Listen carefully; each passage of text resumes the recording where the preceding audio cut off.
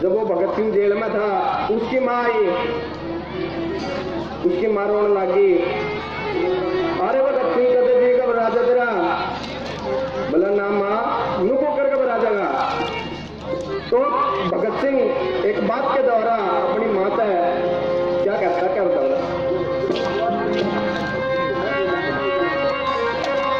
पूरी बात नहीं दे रहा इन्हें। भगत सिंह की माँ थोड़ा रोई थी।